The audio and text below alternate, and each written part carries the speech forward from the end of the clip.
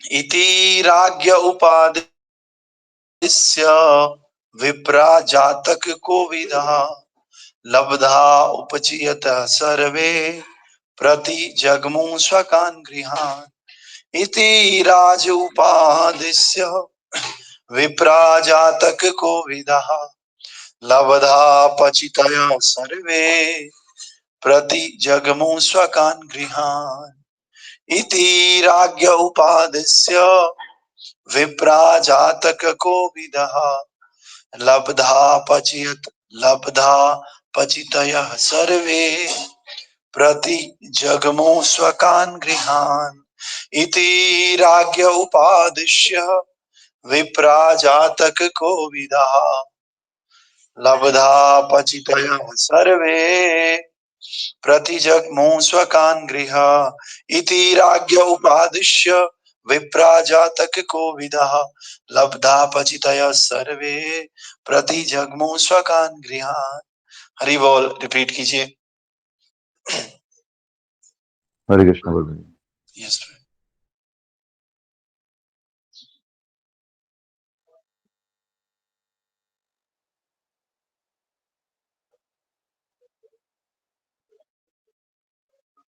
हरि हरि। और कोई भक्त? हरे कृष्ण बोल रहे। इति रांग उपादिश्य विप्रा जातक कोविदा लब्धा पतिच्च सर्वे पति जग्मु स्वकान् गृहान्। और कोई भक्त? हरे कृष्ण प्रभु। इति राजन उपादिश्य विप्रजतककोविदाः लब्धया सर्वे प्रति जगमुः सवनगृहान्। हरि हरि। और कोई? हरे कृष्ण प्रभु जी। इति राज्ञ उपादिश्य विप्रजातक कोविदा लब्धा पचितयः सर्वे प्रति जग्मु स्वकान् गृहान्। Hari Hari. Anyone else? Aman Chadda. Okay, so translation is like this. Thus, those who were expert in astrological knowledge and in performance of the birth ceremony instructed King Yudhishthira about the future history of his child.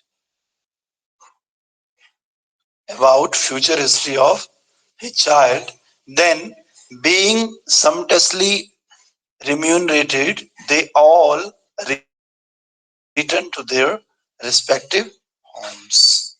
Very nice. तो हमने कल देखा कि जो ये ब्राह्मण लोग हैं, इन ब्राह्मण लोगों ने कहा कि जो व्यास देव का पुत्र है, इससे ज्ञान लेने के बाद ये जो परीक्षित महाराज हैं, ये अपनी भौतिक आसक्तियों का परित्याग कर देंगे और परित्याग करने के बाद निर्भय जीवन व्यतीत करेंगे। और इस संसार में किस किस प्रकार के भय हैं, हर व्यक्ति भयभीत है, इसकी चर्चा हमने कल करी थी। और हम सबका एक ही उद्देश्य है, भय से दूर हटना। लेकिन तो किस प्रकार से भय से हटते थे? तो हमने एक ही बात कही थी, सदा सेव्या श्रीमद् भागवती कथा। भगवान की कथा और भक्तों की कथा को बार बार सुनने से हम इस भय से मुक्त हो सकते हैं। तो आज कह रहे हैं इस प्रकार से इन राजा महाराजा और जो ये ब्राह्मण है, सब ब्राह्मणों ने दान ले करके, भोजन खा करके और बच्चे को आशीर्वाद दे करके, बैठ जाओ कहीं, कर लो, लंबा कर लो।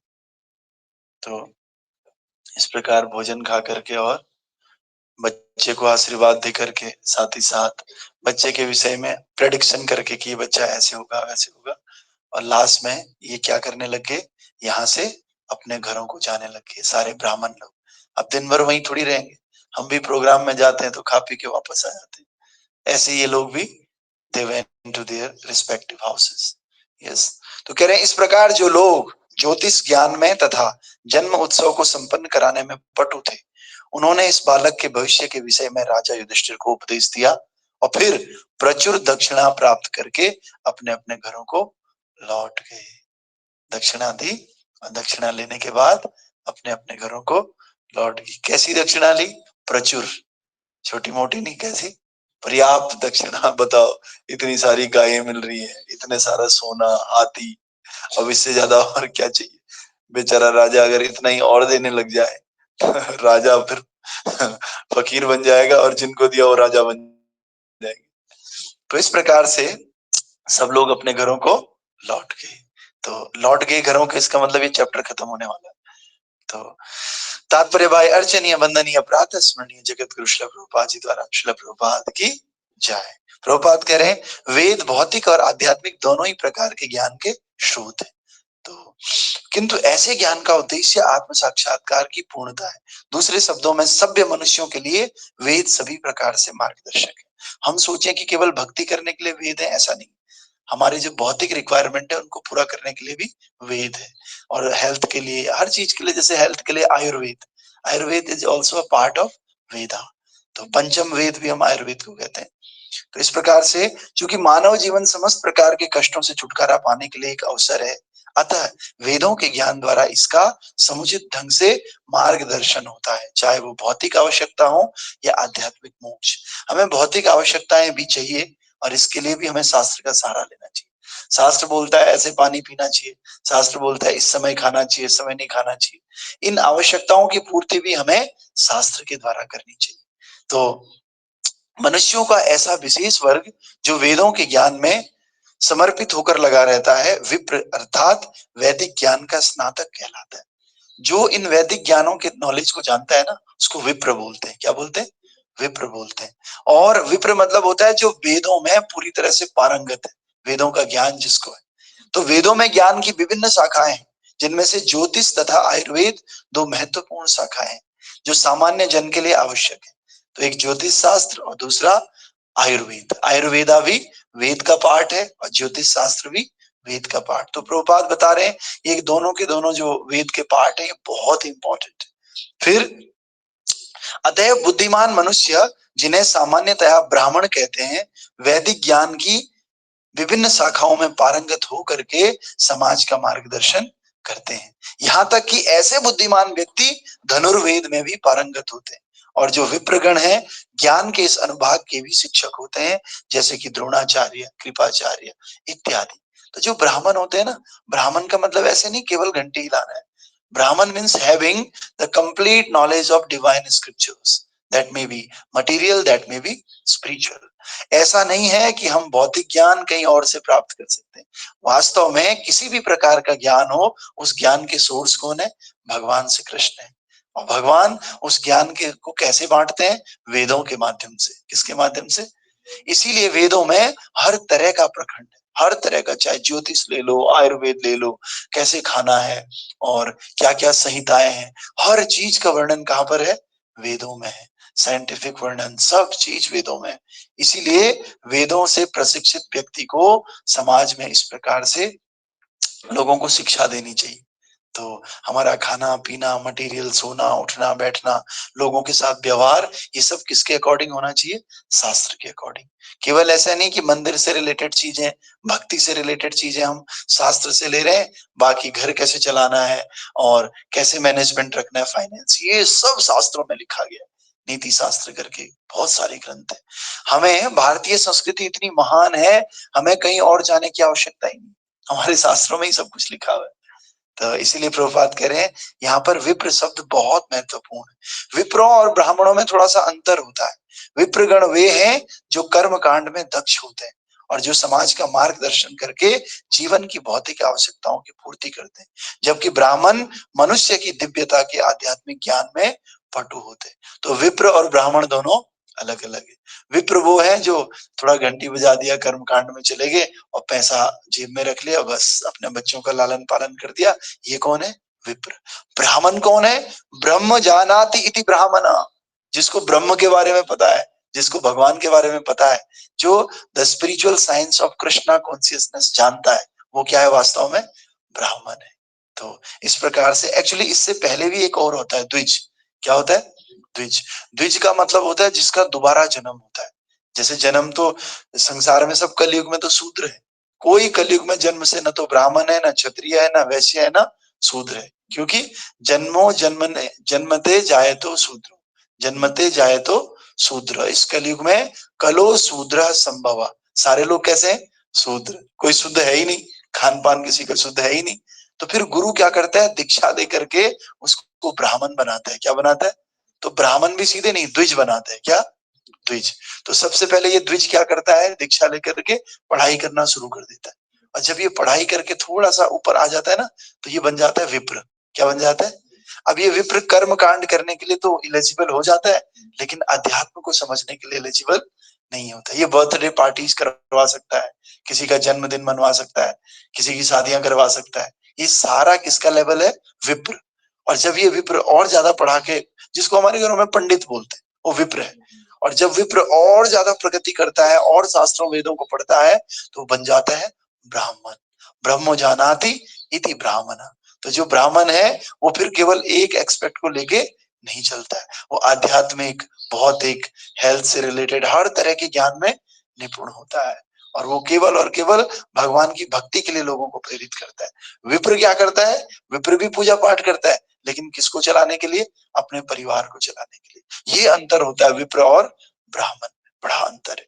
तो इसीलिए समाज में लोग सबको ही ब्राह्मण समझ लेते हैं, सबको ही पूजा पाठ करने वाले। सब कई बार हम सफेद धोती कुर्ते में पहन के जाते हैं, तो लोग सोचते हैं अच्छा पंडित जी हैं। क्या है?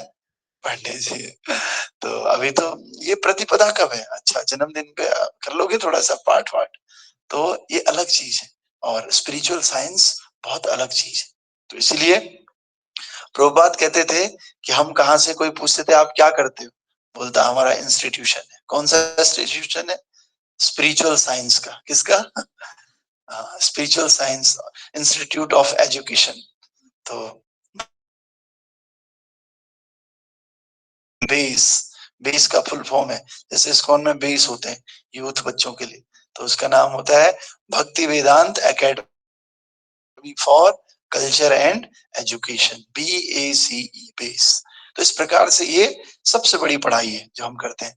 तो इसलिए कह रहे हैं, जबकि ब्राह्मण मनुष्य के ज्ञान में पटु होते हैं, ज्ञान का ये विभाग ज्ञान कांड कहलाता है। और इससे भी ऊपर उपासना कांड होता है। उपासना कांड की सर्वोच्च परिणति भगवान विष्णु की भक्तिमय सेवा होती है। और जब ब्राह्मण सिद्धि प्राप्त कर लेते हैं तो वो वैष्णव कहलाते हैं। क्या कहलाते हैं? और ब्राह्मण से भी ऊपर है, क्या नाम है उसका? वैष्णव। तो इसीलिए एक फ्रेज है, बता देता हूं मैं आपको।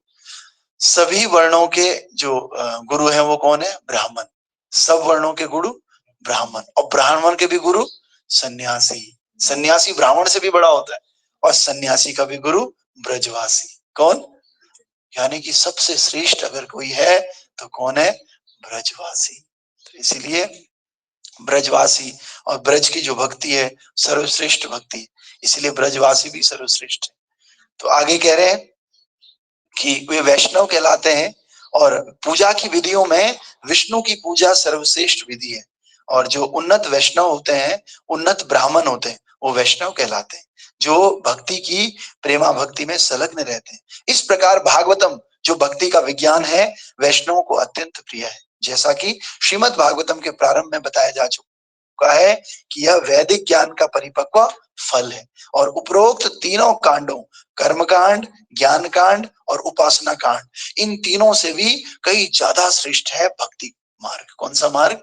भक्ति मार्ग। इसीलिए तो कह रहे हैं, निगम कल्प तरोर गलितम फलम सुख मुखाद अमृत द्रव संयुतम पिबत भागवतम रसमालयम मोरहो रसिका भुवि भावुका। ये आम का पका हुआ फल है, और ऐसा फल जिसपे तोता चोंच मार लेता है। तोता जब चोंच मारता है ना, तो चोंच मारने के बाद वो और मीठा हो जाता है। इसी प्रकार से भागवतम ऑलरेडी महान है, लेकिन इसमें सुखदेव गोस्वामी के मुख से निकला है, इसीलिए श्रीमद् भागवतम और ज्यादा महान हो चुका है। तो उपासना कांड, ज्ञान कांड, कर्म कांड, इन सबसे कहीं ज्यादा श्रेष्ठ क्या है? भक्ति मार्ग है। और भक्ति मार्ग की शुरुआत कौन से ग्रंथ से होती है? ग्रंथराज श्रीमद् भागवत महापुराण की जय, इससे होती है। तो नव कर्म कांड के पंडितों में से जो जातक कर्म कांड में पटु अच्छे ज्योतिषी होते थे, वे नवजात शिशु के भविष्य को केवल समय की गणना से बता देते थे। और महाराज परीक्षित के जन्म काल के समय ऐसे पटु जातक विप्र विद्यमान थे, और उनके पितामह महाराज युधिष्ठिर ने इन विप्रों को पर्याप्त सोना, भूमि, गांव, अन्न, गाय तथा अन्य आवश्यक वस्तुएं भेंट की थी। सामाजिक संरचना में ऐसे विप्रों की आवश्यकता है, और राज्य का कर्तव्य है कि लोगों को अच्छी तरह से पालन करें जैसा कि वैदिक पद्धति में विधान है। ऐसे पटु विप्र राज्य द्वारा पर्याप्त धन दिए जाने पर सामान्य लोगों की निःशुल्क सेवा कर सकते हैं और इस प्रकार वैदिक ज्ञान का यह विभाग सबके लिए सुलभ हो सकता है। तो हमें हर एस्पेक्ट को लेकर के चलना पड़ेगा और वास्तव में असली उद्देश्य क्या है? भगवान की प्राप्ति करना। तो ग्रंथराज आज का हमने क्या क्या सार है? आज का सार ये है कि जो हमारे वैदिक ग्रंथ है वो केवल आध्यात्मिक शिक्षा नहीं देते बल्कि भौतिक शिक्षा भी देते हैं, क्योंकि सारा आध्यात्मिक और सारा भौतिक ज्ञान वास्तव में कहां से आता है? Supreme personality of God Krishna से आता है। इसलिए सब कुछ हमें भगवान के शास्त्रों में, भगवान के जो ये मैसेजेस हैं इनमें मिल जाएगा। किसी को चिंता करने की आवश्यकता नहीं है। ग्रंथराज श्रीमद् भागवत महापुराण की मुझे चार्ज पर लगाओ फिर मंगला आरती। संसार दावान ललीढ़ लोका